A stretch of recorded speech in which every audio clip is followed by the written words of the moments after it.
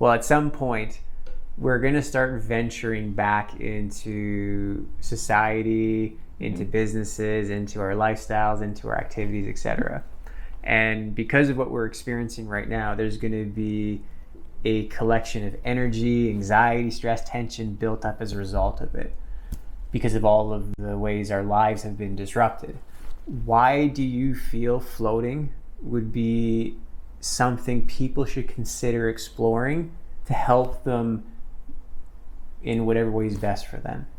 Because the pandemic isn't the issue, it's the paranoia that follows it. And so the mechanism of change that nature has provided us isn't a pandemic. It's not the disease. It's the psychological fallout of dealing with it in the first place. That's the mechanism of change. It has nothing to do with a disease culling people. That's not what it's about.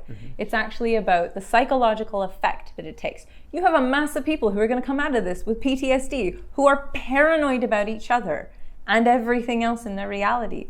And so the mental health side on the other side of this is really what people need support in. And like you said before, floating, it creates that container that is actually contained in some way. So with the isolation, I said we're not in quarantine yet, with the isolation that we're in, that creates similar circumstances to what floating does in a contained way. And so floating, you can go totally vulnerable in that space, partly because you know you get to come out the other side of it. Reality is consistent. You do feel supported by that. And so floating gives you an opportunity where you can still engage with that space that that nature is trying to provide for people en masse right now, but in a one-on-one curated way, where you can go into the depths of the dark, you can go into that isolation, you can get away from all of the triggers and the stressors for that period of time that is actually digestible to people.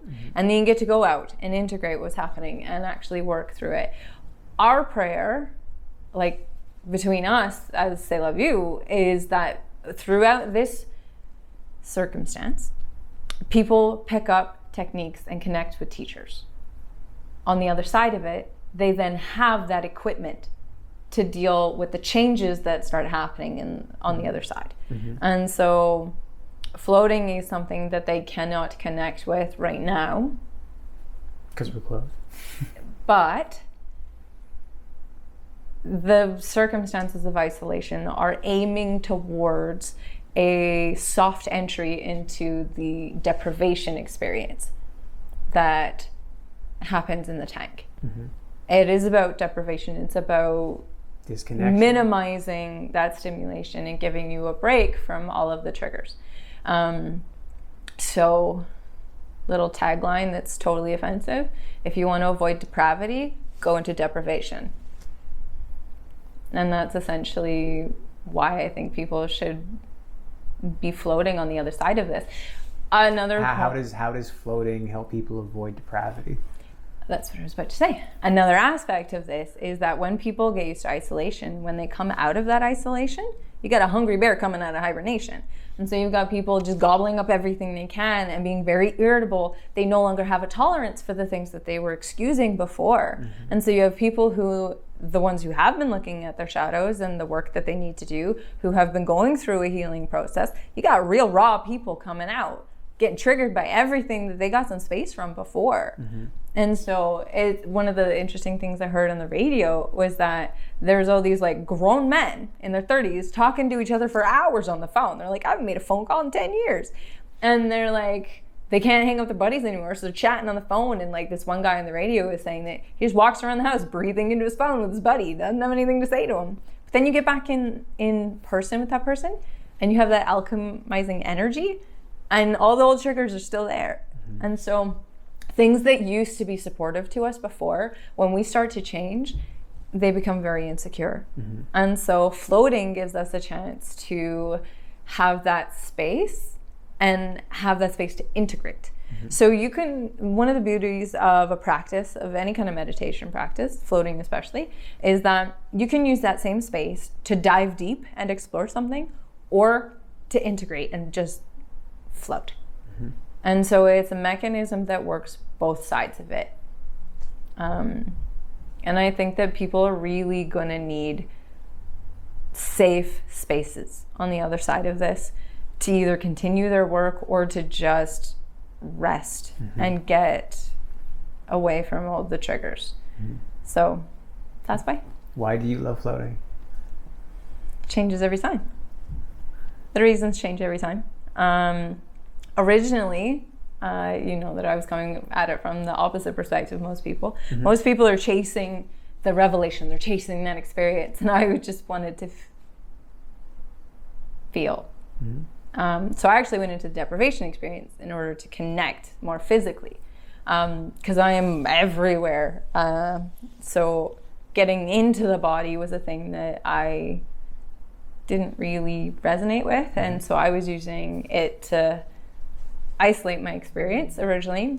But then I've gone on other explorations where I came back from traveling abroad and I was like, okay, I'm about to be really hard on my body in the next couple of months, and I know I need to use it to integrate physically. So then I had an exploration where I was doing that.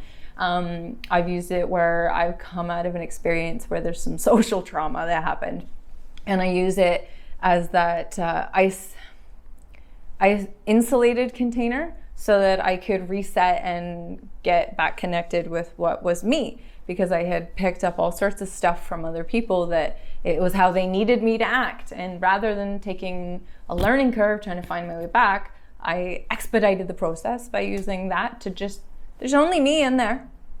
And so when I don't have space in my life to have just me, like sometimes I work way more hours than there are in a day, and I push myself pretty hard. And so when I'm having trouble getting that alone time, floating, it's to be by myself. And I think a lot of like new parents, that's their thing, is like they have a little baby at home, so they go floating just because they're the only one in there. You can't have a bath at home, so you come floating. Yeah. Perfect. Cool. What about you? Why do you float? Why do I float? It's a trick question. It's a trick question. I float because I'm here a lot. Resounding encouragement. No, it's not about me. I know why I float. It wasn't about me either, but you made me answer. I'm a biased part. You just wanted a testimonial on record. Pretty much. You could have asked. Cool. Thank you. Okay.